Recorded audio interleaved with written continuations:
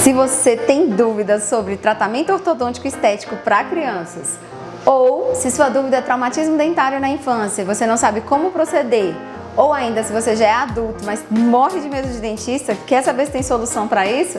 Fica aqui comigo, esse é o nosso primeiro vídeo do novo quadro Doutora Responde.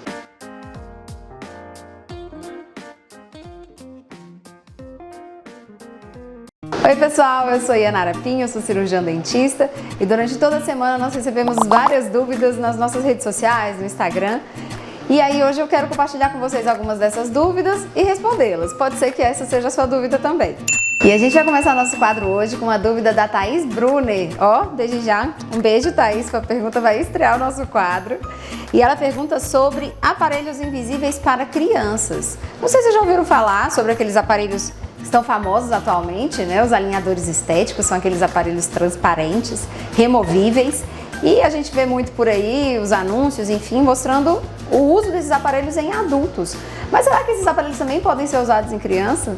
Também podem, tá bom? Então tá aí, sim, criança pode usar os aparelhos invisíveis ou os alinhadores estéticos, como vocês preferirem chamar.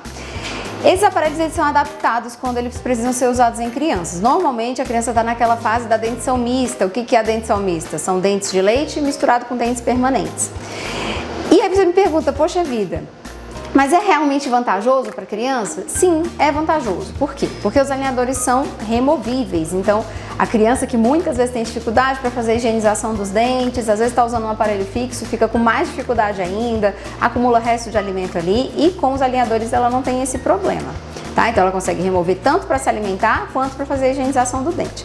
Mas usar um aparelho removível pode ser uma vantagem, mas também é uma desvantagem. Por quê? Muitas crianças às vezes não têm a disciplina de usar esse aparelho removível. Então, às vezes tira ali para fazer a alimentação e não coloca de novo, então demora muito tempo para colocar novamente. E aí a gente não consegue ter o efeito que a gente está esperando ali da correção ortodôntica que a gente se programou para aquilo, porque a criança não está usando a quantidade mínima de horas esperadas, tá bom? Mas então, uma vantagem muito boa de ser removível e ao mesmo tempo uma desvantagem também por causa da imaturidade da criança no sentido disciplinar da coisa. Eles são aparelhos muito confortáveis, né? Então eles não têm, como eles não têm metal, diferente daqueles aparelhos que a gente conhece, que tem os brackets, né? Os quadradinhos nos dentes, eles são aparelhos que são muito lisos, né? E além disso tem uma questão estética ali sensacional, eles são bem transparentes e muito provavelmente você já deve ter cruzado com alguém que usa esse tipo de aparelho e nem percebeu que ela estava usando. Então realmente são aparelhos muito estéticos, muito confortáveis, tem uma excelente, como é que eu posso dizer, uma excelente ação ali nos dentes, eles realmente cumprem o que eles prometem, mas tem a desvantagem de não atender todos os casos, né? Precisa que os casos sejam bem selecionados e precisa que a criança também tenha a disciplina de usar, tá bom? Então se tiverem mais dúvidas aí sobre esse tema, depois ao longo dos vídeos a gente vai esclarecendo. Mas sim, crianças podem usar aparelhos alinhadores estéticos. E a nossa segunda dúvida de hoje é sobre traumatismo na infância. A Narayana Rocha pergunta: traumas dentários na infância, como proceder? Vamos falar um pouquinho sobre isso hoje. O tema traumatismos dentários por si só é um tema aí que daria pra gente fazer um vídeo ou 2 ou 3 de muitos minutos ou de horas talvez. Mas eu vou tentar resumir para vocês em poucos minutos, tá bom? Então vamos falar um pouquinho sobre traumatismos na infância. Em geral, os traumatismos ocorrem até os 3 anos de idade, enquanto a criança tem dentes de leite.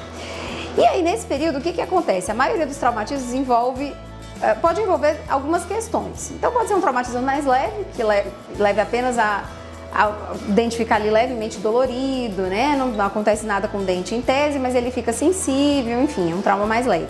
Mas ocorrem traumas também mais graves, né? O dente pode se deslocar, ele pode entrar, ele pode descer completamente, ou ele pode se deslocar lateralmente, ou até cair por inteiro.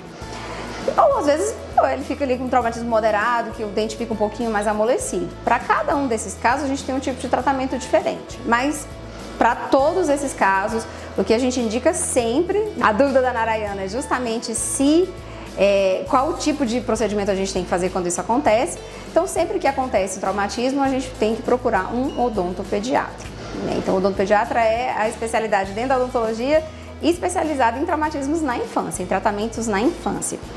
Então, procurou o odontopediatra, muito provavelmente ele vai pedir uma radiografia, a não ser que seja um traumatismo muito leve, mas em geral ele vai pedir uma radiografia e dependendo do que está acontecendo ali, do tipo de traumatismo, da gravidade do traumatismo, um tratamento vai diferir do outro. Se o dente está com um pouquinho de mobilidade, em geral, só um repouso mastigatório, passar alguns dias ali sem usar os dentes da frente para mastigar, já é o suficiente. Em outras situações, se o dente está muito amolecido ou se ele teve um deslocamento, foi para um lado, foi para o outro, subiu ou desceu, às vezes a gente precisa fazer uma contenção. Então é colocado um fio ali como se fosse um aparelho fixo com resinas e aí esse dente com o tempo vai fixando novamente, claro, sempre tendo um acompanhamento periódico do odontopediatra, tanto clinicamente quanto radiograficamente, para ver se está tudo cicatrizando bem, se o dentinho está fixando novamente. Mas o mais importante é saber se esse dente não está prejudicando o dente permanente que ainda vai nascer. Muita gente acha que a criança está com os dentes de leite ali e não tem dente permanente nenhum, mas os dentes estão todos guardados ali dentro do osso da criança. Então, dependendo do traumatismo, pode sim haver interferência na formação do dente permanente. E se isso estiver acontecendo, se o traumatismo afetou o dente de leite e o dente de leite está afetando o dente permanente, a indicação é a extração desse dente, tá bom? Então somente nesses casos, mas a maioria dos traumatismos aí em geral, a gente consegue salvar o dente e manter ele aí na arcada da criança por muito tempo. Às vezes o traumatismo, na infância isso acontece, mas vou dizer para vocês que não é tão frequente, acontece mais ali na dentição permanente.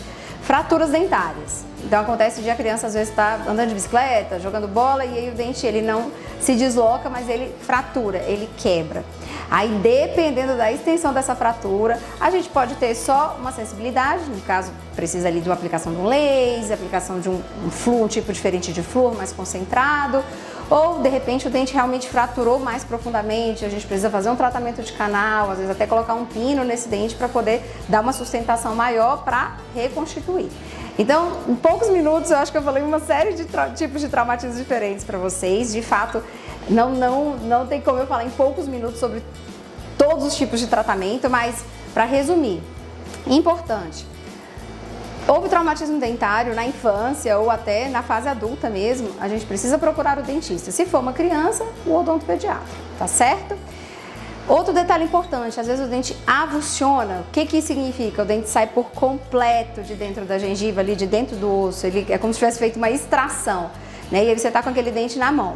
Com os dentes de leite, ainda existe uma contradição aí se a gente implanta ou não, mas em geral 90% das escolas aí de odontologia falam para gente não reimplantar, ou seja, não colocar o dente no lugar de volta. Agora com o dente permanente, sim, se você puder, rapidamente higieniza o dente se ele tiver caído num lugar muito contaminado, só segurando pela coroa, que é essa parte aqui que aparece quando a gente sorri, coloca água corrente sem esfregar e coloca novamente no lugar. Se for um lugar que não tem muita contaminação, do jeito que o dente está, já coloca no lugar. Quanto mais rápido esse reimplante for feito, maiores as chances de sucesso. E Anara, não tenho coragem de fazer isso. O que eu posso fazer? Tem leite aí na geladeira? Tem leite na sua casa? Pega o leite, põe o dente que foi avulsionado dentro e corre para o dentista, que lá o dentista vai reimplantar. Mas se você puder reimplantar antes do dentista, melhor ainda, tá bom? E a nossa última dúvida de hoje é da Delícias no Pote Vovó Narinha. Ó, deve ser bolo no pote, manda pra gente depois que a gente quer experimentar. Então vamos lá, ela pergunta: uma pessoa de 53 anos que ainda tem medo de dentista, teve um trauma de infância, será que existe solução para isso? Será que você também é um adulto que já passou por experiências ruins aí na infância e hoje você tem medo de dentista, tem pânico, às vezes posterga o seu tratamento, sabe que tem um dente ali que está precisando de um tratamento e não vai ao dentista, deixa a coisa ficar feia, infeccionar, às vezes perder o dente por medo. Será que existe solução para isso? Gente, primeira coisa, tem muita gente que quando a gente fala em medo, as pessoas subestimam, né? Então fala assim, deixa de bobeira, não é nada demais, mas eu entendo vocês. Medo é uma coisa irracional, de fato. A gente não explica, a gente só sabe que a gente tem. E é muito compreensível. No dentista existe muito, principalmente na fase adulta. Hoje, na geração aí dos pequenos, aí das crianças, a gente tem abordado uma série de técnicas justamente para a criança crescer sem medo de dentista. Mas até pouco tempo atrás isso não existia, né? Então, assim, os adultos, existem muitos adultos traumatizados porque eles, infelizmente, não conseguiram passar por essa experiência boa que muitas crianças estão passando atualmente. Então, o que é a odontologia, né? O que a modernidade aí da odontologia se propôs para que esses pacientes que têm medo, que têm fobia, consigam tratar, né, os seus problemas odontológicos de uma maneira menos traumática possível e, quem sabe, até curar, né, o medo dessas pessoas que têm trauma de dentista. Então, hoje a gente tem os procedimentos com sedação. O que é a sedação? A gente tem vários tipos de sedação, a gente consegue abaixar o nível de consciência, ou seja, você fica mais leve ali, fica mais... Você não chega na inconsciência, mas você fica um pouco mais, digamos assim, aéreo, né? Então você fica mais disperso e com isso você consegue fazer um tratamento odontológico muito mais tranquilo, porque você não está focado ali no que está acontecendo. Então a gente tem as sedações mais leves, não sei se vocês já ouviram falar sobre o óxido nitroso, muita gente chama de gás hilariante, né, que é aquele gás que a gente coloca no nariz e aí a pessoa vai respirando aquele gás ali e ao longo do tempo vai baixando a ansiedade, vai ficando leve, né, mas é uma sedação do tipo leve. Para procedimentos mais, vamos dizer assim, mais invasivos, né, procedimentos cirúrgicos, extrações, implantes, cirurgias em geral, existe a sedação endovenosa também. Então vem o médico anestesista para o centro cirúrgico da clínica e aí monitora todos os sinais vitais e abaixa ainda mais o nível de consciência, ou seja, você fica quase que dormindo, né? Meio que literalmente ali você fica dormindo. E aí você finaliza os seus procedimentos, faz as cirurgias que tem de fazer, os procedimentos que puderem ser feitos ali naquele momento. Muitas vezes a gente faz quase que o tratamento completo em uma sessão, porque você está dormindo ali, a gente aproveita para fazer tudo o que é possível. E quando você acorda, você está com o seu tratamento quase que finalizado, ali muitas vezes em uma única sessão. Então essas são possibilidades que a gente tem para pacientes que têm muito medo. Além disso, os dentistas hoje são muito mais conscientes, têm muito mais tato, né, com os pacientes que têm medo e aí usam aí de técnicas lúdicas, muita paciência, música ambiente, programas de televisão, né? Hoje a gente tem uma televisão que fica ali no teto, né? Então o paciente está ali sendo tratado e tem uma televisão passando um programa que você gosta, um clipe musical que você gosta. E aí isso, querendo ou não, né, baixa a ansiedade da gente. Fora a confiança que você vai adquirindo com o dentista, que também é como a gente fala assim, né? É muito mais fácil a gente confiar num amigo do que num desconhecido. Então você vai interagindo ali com o seu dentista, vai confiando nele e ao longo do tempo esse medo vai ficando para trás, tá bom? Então se você tem medo, sim, existe solução para o seu caso. Procure clínicas que sejam humanizadas, que tenham tato, tenham paciência com o paciente, né? Não precisa você achar que você vai ficar sem tratar os dentes o resto da vida, que existe sim solução, tá bom? Espero que vocês tenham gostado do nosso quadro de hoje, Doutora Responde. Essas dúvidas a gente respondeu, elas foram recebidas lá no Instagram, mas se vocês quiserem deixar aqui também nos comentários do YouTube, a gente também vai fazer uma seleção dessas dúvidas, as que forem mais perguntadas com certeza vão aparecer aqui. Se você tem alguma dúvida aí na área odontológica, dúvidas em saúde bucal, deixa aqui, ó, esse é o nosso Instagram. E aqui embaixo nos comentários também pode deixar que a gente vai fazer uma seleção dessas dúvidas e aí provavelmente a sua dúvida vai aparecer nos nossos próximos vídeos. E não deixa de curtir, comentar e compartilhar. Às vezes tem um amigo seu que tem uma dúvida dessas, ele vai ficar muito agradecido se você mandar esse vídeo para ele. Um abraço, até o próximo vídeo.